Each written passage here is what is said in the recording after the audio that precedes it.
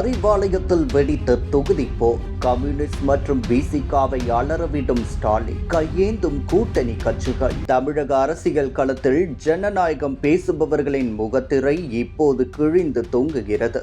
2026 சட்டமன்ற தேர்தலுக்காக தொகுதி பங்கீடு என்ற பெயரில் அறிவாலயத்தில் கூட்டணி கட்சிகளை ஸ்டாலின் எப்படி அசிங்கப்படுத்துகிறார் என்பதுதான் இப்போதைய ஹாட் டாபிக். கடந்த முறை 6 தொகுதிகளில் போட்டியிட்ட மார்க்சிஸ்ட் கம்யூனிஸ்ட் கட்சி இந்த முறையும் அதே 6 தொகுதிகளை கேட்டு பிடிவாதம் பிடித்தது. புதிதாக நிறைய கட்சிகள் வந்துவிட்டன, உங்களுக்கு 5 இடங்கள் தான் தர முடியும் என்று ஸ்டாலின் முகத்தில் அடித்தார் போல சொல்ல, வேறு வழியில்லாமல் மண்டியிட்டு 5 தொகுதிகளை ஏற்றுக்கொண்டிருக்கிறது சிபிஎம். கொள்கை பேசும் கம்யூனிஸ்ட்கள் என்று ஒரு சீட்டுக்காக ஸ்டாலின் காலடியில் விழுந்து கிடப்பதுதான் வேடிக்கை.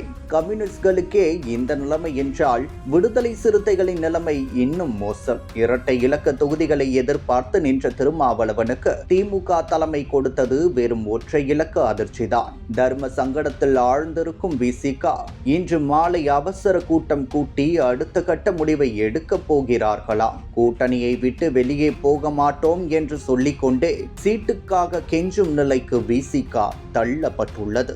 இது ஒரு பக்கம் இருக்க, வாரிசு அரசியலால் உதயநிதியை தூக்கி பிடிக்க கனிமொழியை ஓரம் கட்டும் ஸ்டாலின் மறுபுறம் தனது கூட்டணி கட்சிகளையும் அடிமைகளைப் போல நடத்துகிறார்.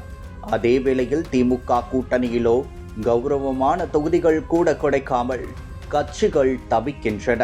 சபரீசன் மற்றும் TR பாலுவின் ரகசிய திட்டத்தின்படி சிறிய கட்சிகளின் குரல் வலையை நசுக்கி தமிழகம் முழுவதும் திமுகவை ஆதிக்கம் செலுத்த வேண்டும் என்பதுதான் ஸ்டாலினின் கணக்கு.